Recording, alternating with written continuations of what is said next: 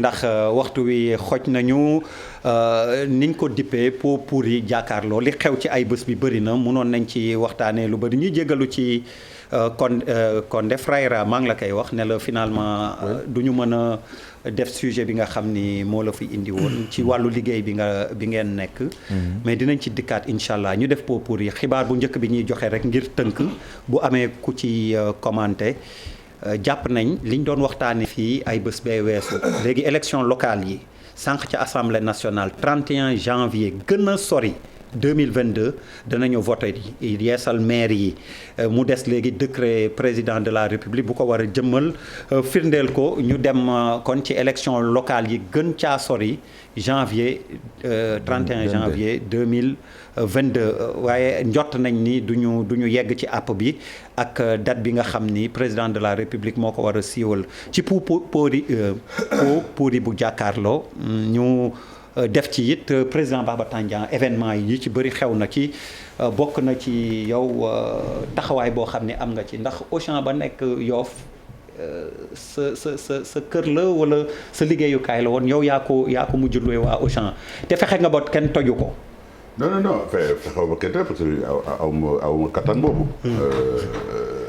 yaa taxaw ak booyu Yoff yi man wax nañ ma ko. booyu Yoff yi c'est vrai que dugal nañ ci loxo mais aussi il faut dire aussi que la gendarmerie les forces de l'ordre sont venues là-bas en masse pour empêcher un peu l'irréparable. mais est-ce que comprendre nga ce qui s'est passé jeunesse bi fippu bi.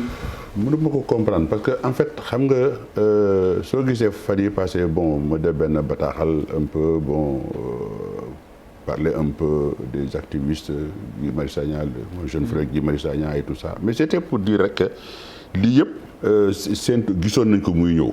parce que vous savez il y a 1 an et demi de ça léeg-léeg daan naa ñu si ay plateau ñëw naa fi sax d'ailleurs fii. Pour fustiger un peu le comportement de certains pas forcément de Guy Marius mais ñeneen ñu nga xamee ne ñu ngi woon fii c'est-à-dire que des organisations de consommateurs qui fustigent un peu la présence de Auchan au Sénégal. Voilà, on a vu ay dégage Auchan ay dégage la France et ainsi de suite donc man nag loolu laa jël tënk ko rek daan ne lii yëpp parce que dañ ko daan wax buñ ko waxul woon kon xale yi du ñu am fit parce que boo xoolee quand il y a eu la casse si côté supermarché yi mais seul pratiquement Auchan en a fait les frais et même fii quand je regarde chez vous ici bi gos ngor yi jógee fii dañuy ñëw romb ay supermarché ñëw TFM toj romb dem Auchan ba fële toj donc ce ciblage là man moo ma xawoon a jaxal un peu ça me posait un peu des problèmes mais de toute façon sax ñu war a toj sax moom moo fu warul am parce que quand même Sénégal c'est un pays civilisé di gis li ñu gis nii c'est honteux c'est pour ça que j'ai demandé vraiment à mon jeune frère Guy Marius Sagna vraiment de se calmer un peu de garder un peu plus de sérénité parce que France dégage d'abord le mot d'abord le mot est atroce moi c'est un mot qui me gêne le France dégage parce que amuñu culture boobu dañu am culture teranga culture recevoir et puis on est dans la mondialisation c'est-à-dire que aujourd'hui toutes les entreprises viennent travailler et tout ça boo bëggee génne France boo bëggee def loolu comme le gars de comment il s'appelle encore c'est du Sebaka Kémi Seba Kémi Seba voilà mais kooku avec son billet de 5000 francs là jigi la ko fii il a fait le buzz il a fait coow le fii machin ñama mais finalement ça a donné quoi c'est-à-dire que qu'est-ce qu'il voulait que la France se foute le camp avec ses francs CFA dem yoonam après il va remplacer l'argent africain par quoi tout le problème il est là parce que il ne trouve pas la solution mais il cherche en fait des dégâts. Alors c'est la même chose que c'est pour ça que je dis de se calmer un peu. Mais on peut dire une certaine France de dégager parce que am na ñoo xam ne vraiment aussi quelque part il faut une concurrence déloyale aussi à nos entreprises et tout ça te kooku aussi dañ ci war a wax. Maintenant moo tax moi je me félicite un peu de son combat mais peut-être que son combat est un peu c'est truffé un peu de choses yi nga xam ne mënoon na ko xoolaat mais le fait que ñu cible Auchan d'abord Auchan du lu tubaab yi moom tubaab moo ko moom mais du France ko moom boo bëggee attaquer les intérêts de France tu vas attaquer EDF, Airbus, GDF, les centrales nucléaires. Air France. Non, pas Air France, l'avion qui vient ici. Non, mais Air France, la direction générale d'Air France, il faut aller en France pour le trouver là-bas. Total, par exemple, on parle de Total, mais Total, fii la plupart ay franchise moo fi am. ay franchise yow mën nga dem léegi Total nga ubbi say station Total nga fay xaalis. ñu ubbi la station Total nga am benn lieu nga def ko ñu indi la matériel ñu indi la plupart des stations Total noonu lay demee mais ak lu mu mënta doon toj bi moom moo warul dafa rafetul dafa jekkul nee naa loolu c'est pas notre culture quand je parle maintenant nag Auchan les gens pensent que je défends Auchan parce que dama am un intérêt quelque chose aw ma fa dara parce que tout simplement non man dama leen loué man ma loué leen ñu toj leen ñu bañ a toj pour moi c'est du pareil au même pour moi. waaw yaa ngi encaissé location kat. pourquoi ñeneen lay loué. c'est interdit. non c'est pas interdit. mais non mais je veux dire que. on le dit au passage. je veux dire que. waaw quand même grand frère. waaw. ma ne quand même grand frère. bu dugg suma caay waay non bu dugg suma caay toog. c'est normal loolu. quand même leader di bañ ko wax mooy ne aw ma ci intérêt loolu lay bañ ko wax mooy aw ma ci intérêt. non c'est-à-dire grand ma ne quand même. quand même bu la neex mais c'est-à-dire que en fait je voulais dire que loué naa leen bi ma leen loué sax yàgg na fay ay 2 ans wala 3 ans. 5 ans fay nañu ma 5 ans alors pour te dire fay nañu ma 5 ans ça fait 3 ans ça fait 2 ans ça fait 3 ans il reste 2 ans donc c'est pour dire que moi le problème ce n'est pas ça le problème ce sont les parce que vous savez yow fa la dëkk gis naa si Auchan boobu ña fay xëy mais je vous assure que c'est un monde fou vous ne vous rendez pas compte foofu gis nga foofu ancien bureau matin bi foofu oui direction générale bi foofu la nekk il y a plus de 150 personnes qui travaillent là-bas 150 personnes et puis c'est pas du ay jaaykat de du ay raxasukatu bool wala ay raxasukatu karo donc c'est des administratifs qui travaillent là-bas boo demee si biir foofu maintenant nag l'ancienne imprimerie foofu si suuf il y a le supermarché mais en haut c'est la direction générale c'est-à-dire que tous les patrons de Auchan sont là-bas te patrons Auchan yi foofu boo xoolee tubaab yi peut-être ay 4-5 la ñu mais la plupart c'est des directeurs africains donc mais man doon su ma xoolee loolu ma gis gars yi furie bi ñu am pour dem di toj mais dafa rafetul et puis booy yoof yi booy laay nii dañu taxaw takk seen digg avec les forces de l'ordre daal ne non du fi amee comme li xew Médina rek Médina foofu Bamba Fall dafa taxaw foofu takk diggam naan ne fii lii du fi amee ak fii station Total bi ñu bëggoon toj fii xaw ma Wakaam fii te Yékini ñëw tam taxaw foofu ba ñu toj bopp bi et tout ça mais en fait c'est ça notre valeur loolu ñu war a défendre ba daaneel gis nga Auchan ça appartient aux frères Muriès 2 lañu dans les années 40 il y a 40 ans plutôt ñu créé benn supermarché bu ndaw dans la banlieue lilloise et c'est devenu une multinationale te est-ce que tu sais que Auchan Casino moo ko jëkk existé puisque man bi ma doon jouer basket à Saint-Étienne en 1980 si suñu maillot Casino moo ñu doon sponsorisé Centre 2 c'est le premier supermarché que Casino a créé à Saint-Étienne donc pour dire que yooyu yëpp ay français ñoo ko moom mais ça appartient pas à la France donc Munier c'est les Muriès c'est des frères ils ont monté ils ont développé te pour te dire que rek seen groupe Auchan bi nekk Lille en termes de chiffre d'affaires mais Auchan yi nekk Sénégal yëpp boo leen boole ça fait même pas la moitié ba fii ne Bouba s'il te plaît et que le groupe Munier du Auchan rek de ku yàgg dem France boo demee supermarché yi ngay dem ay Flunch di reef Flunch bi au moins 250 restaurants ou 350 restaurants en France ñoom ñoo ko moom Castorama Bricorama Leroy Merlin Imochan construit des tours à la Défense c'est pour te dire que c'est la troisième fortune de France et Auchan a dépensé ici depuis leur installation plus de 50 milliards. Ils ont gagné combien? Mais ils ont gagné 0 franc pour le moment. S'il vous plaît, je termine. Non, tu me laisses terminer. Damay daaneel parce que li may wax xamuloo. Ils ont dépensé 50 milliards et ils escomptent avoir des bénéfices en 2024 ou 2025. Donc man lu ma xam la te boo leen waxee ne mais en dehors de ça bien sûr ils payent leurs impôts. Ils payent leurs importations et tellement pour te dire même en importation uniquement rek il y a un an ils avaient 12 supermarchés ils payaient 175 millions 175 millions par semaine au cordon douanier. Aujourd'hui, ils sont à plus de 250 et quelques. Donc, moi, je pense que quelque part, et puis, maintenant, plus de environ 2000 et quelques emplois. Et puis, sans compter, les sociétés. Moi, je connais des sociétés qui ont multiplié leur coût par 3, par 4.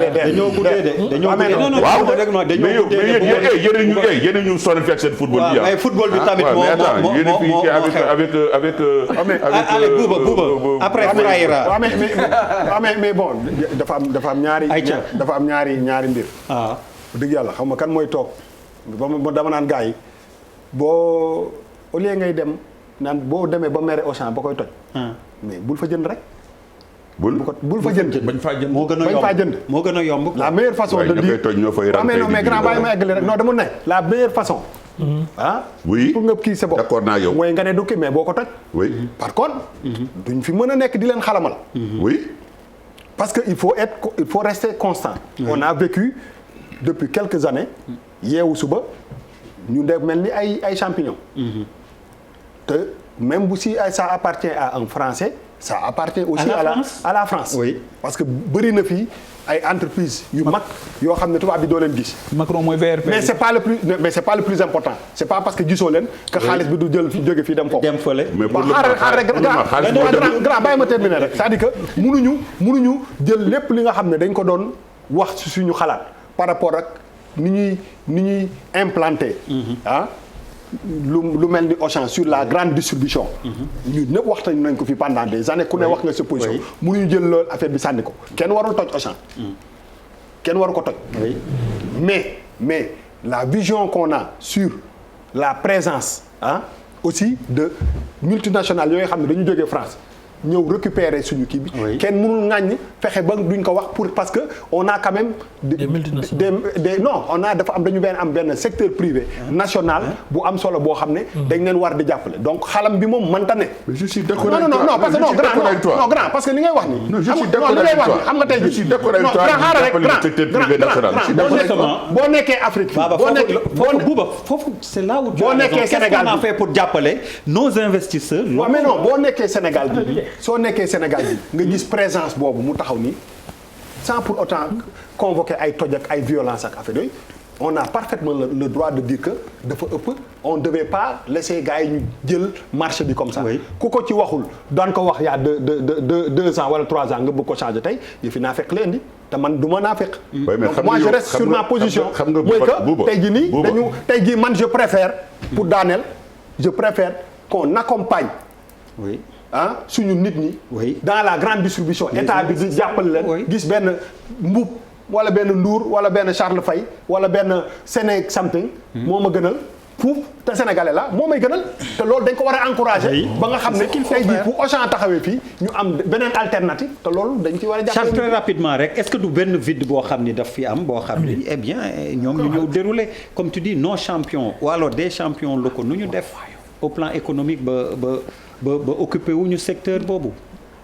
da ngay dugg ci benn quartier gis 14 tailleurs nga dajale leen on a une unité de fabrique. oui ça c'est vrai. dafa am loo xamante ne loolu laa leen wax c'est-à-dire bu ñu dugalul sociologie psychologie. bu ñu analyser wul. du dem fenn.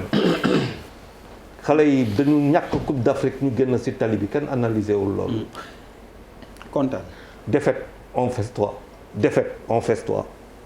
waxatuma leneen lu amee luy xew lu ñu analyser noonu nañu avancer rek di dem c'est incroyable quoi. c'est incroyable nga dugg ci benn quartier tu as 14 tailleurs ça veut dire sur 500 mètres.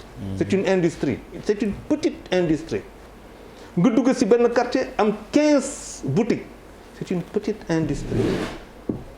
waa Maroc ñu ngi koy comprendre tey dañuy yónni suñuy gars yi ñuy dem Maroc ñuy comprendre dafa am loo xamante ne quand tu reçois en termes de transfert entre 2000 2500 milliards par an parce que aussi faaw ñu wax ko fekkante na bëggoo keneen ñëw fii na nga woo say nit ñu ñibbi sama kër ga on reçoit quand même entre 2000 et 3000 milliards par an. dafa am 1000 et quelques milliards boo xamante ne par xam nañ ko mooy le transfert ak beneen boo xamante ne par yeneen marché yi lay jaar Colobane et consort c'est-à-dire que tey effectivement il faut que ñu am benn politique lu mu tudd de souveraineté économique qui fait que mais day fekk aussi ça va prendre, on va parler de souveraineté monétaire. C'est-à-dire tout se tient, les choses simples. Le secteur financier. Tout s'imbrique, tu es quand même dans un ensemble qui s'appelle l'UEMOA, munoo def lu la neex da la tënk. Tu es dans une zone monétaire, munoo def lu la neex, munoo décider tey que TVA bi di lay demee affaire yi noonu dans lay ne du noonu. C'est-à-dire que même tey booy tafe tam booy développer benn politique, mais même si c'est du point de vue monétaire, tu ne peux pas. On te dit les 8 te diront ni lay demee. C'est-à-dire que le vrai problème que nous avons aujourd'hui avec le secteur privé mooy que suñu dëkk yi nangu ñu ne tubaab bi ñu ne ñun désormais li lañ koy defee et à la limite quoi c'est fini li lañ koy defee def comme par exemple le gars a fait au Rwanda et puis voilà quoi et maintenant tu décides de partir sur un modèle totalement personnel ak ay Sénégalais par exemple là la fois dernière on sait pas imaginez que au Sénégal quand même il y a eu une centrale hydrocarbure de 225 milliards de francs CFA financée par des Sénégalais. Tu imagines que on ne s'attarde même pas sur ça. 25% d'électricité boo xamante ne ki jox pour 700 000 foyers il n'y a même pas un arrêt mais dëkk bi comment voulez-vous que mu mun a dem sur l'essentiel si on ne sait pas s'arrêter sur l'essentiel. C'est-à-dire nous dañuy une volonté politique. dañuy toog non c'est pas seulement une volonté politique ça va au-delà d'une volonté politique. Ça va que nous on parle là par exemple des locales on va perdre du temps par rapport à des locales. non moo tax ma brève locales yi tey Charles dama brève locales yi Frayra. oui man damay emboîter le pas sur Tandian li mu wax xam nga li indi affaire kasu Auchan bi. man je ne suis pas du tout d'accord avec ça. mais lii kii wax il faut que ma répété waat ko. parce que am na ay wax yu ndaw yu daan jóg. xale yi bi ñu génnee loolu tamit dañ ko dugal seen bopp. stop circuit boobu. ce fameux monsieur là qu'on appelle je ne sais pas Guy Marius je ne sais pas. non comme nekku fii c'est pas la peine. mais non dañ koy wax te de. non en fait du moom rek. du moom rek mais c'est-à-dire que en fait. moom am na ci une part de responsabilité xam nga lu tax. mais comme nekku fii wuy ma. yàgg na wax frappe France dégage frappe France dégage. France dégage moom mënul dégager France fii c'est pas à lui de dégager la France. waxam boobu. mun na koy wax ni rek ñi koy dégg di ko dégg partout dans le monde mais il peut pas dégager la France il est trop petit pour dégager la France. na indi beneen slogan na indi beneen wax. Guy Marius il se prend pour qui il est qui pour qui. waaw mais non xoolal kooku dafa war a tëj la mi xoolal comme nekk fi wuy ma beneen yoon bu ngeen neexee xam nga lan lañ dul daal beneen yoon ngeen daje fii kooku bëgg naa ñu daje fii voilà beneen yoon ngeen daje fii tëj la mi mais non am na loo xam ne il n'est pas l'origine non am na loo xam ne am na loo xam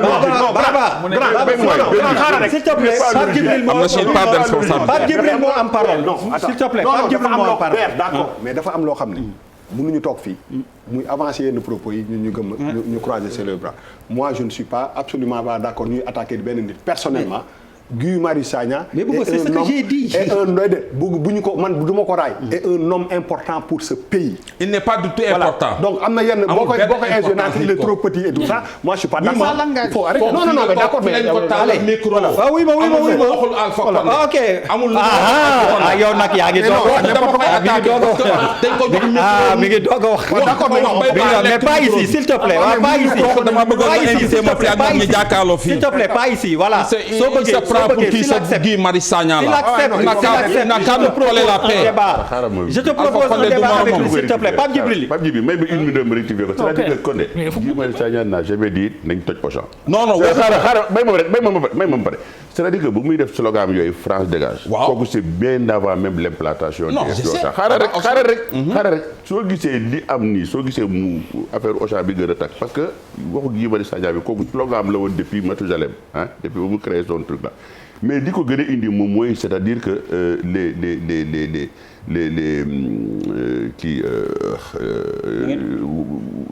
waa ina quoi xam nga ñoo fi newoon de. bon ils ne veulent pas de président je suis désolé. président yaa ngi andi problème bi. xam nga ñooñu tamit dañuy bëgg attaquer et c'est pas possible. ils ne sont pas là je suis vraiment désolé. oui ma calme-toi s'il te plaît. Frère comme sujet xam nga nu ñuy def sax xoolal maa doon def divers xam nga nu ñuy def xam nga nu ñuy def comme maa doon def divers ndax sujet bi la fi indi woon mënuñu ko def presse bi bëri na Pape Djibril xam nga nu ñuy def xoolal yëngatoo rek gars yi wane dem ko gis-gis xoolal xam nga nu ñuy def maa doon def divers bi yam na fi non oui ma divers bi yam na fi s'il te plaît xoolal s'il te plaît gis-gis on arrête là les divers mu jeex. Non Charles c'est pas question de ragal la wala yu demee noonu il faut qu'on soit responsable rek waaw bu la neexee y a pas de souci la fête de l'indépendance ren ji 61 ans lay yemool juróom benn fukkeet ak benn Sénégal moom boppam waaye défilé du amul manifestation dina am levée de couleur nag yoo xam ni ministres yi ñoo koy teewee ak président institution yi ndax gis-gis bi ngeen ci am que nii la waroon a demee ak contexte bi ak ban discours xëy na la ñuy xaar du chef de l'État le 3 avril ëllëg incha allah Pape Djibril. mais. oui comme tu sens. man sama xalaatu bopp. c'est que dama bëgg xam sax. est-ce que dañu war a continuer sax même s'il y a pas pandémie ou pas. di fêter 4 avril à grande pompe man c'est une question que je me pose est-ce qu'on en a besoin. Papis day mandargaal nag tamit souveraineté nationale bon ça ta woy gis-gis. mën nañu ko non mën nañu jël prise d'arme mandargaal xam nga drapeau Sénégal day mandargaal lépp. drapeau rek mën na mandargaal lu bëri mën je veux dire qu'il y a beaucoup d'alternatives est-ce que Sénégal ak jamono toll na foo xamante ne chaque jour chaque année 4 avril nga def une fête à grande pompe man de dans tous les pays du monde yi ma xam dañuy fête seen indépendance. parce que les gens loolu moo ñu rey. France bu ñu bàyyiwoon pays développés États-Unis si on n'arrête pas de dire que tant que les gens le font les tubaab ils sont dans la ñu ngi planète Mars. dañu bàyyi toppandoo systématiquement ce que font les tubaab nous on n'a pas cet argent qui va aller créer des tenues de tout ce que tu veux peut aller servir à autre chose ñu def symboliquement fêter indépendance bi. La tenue est fabriquée au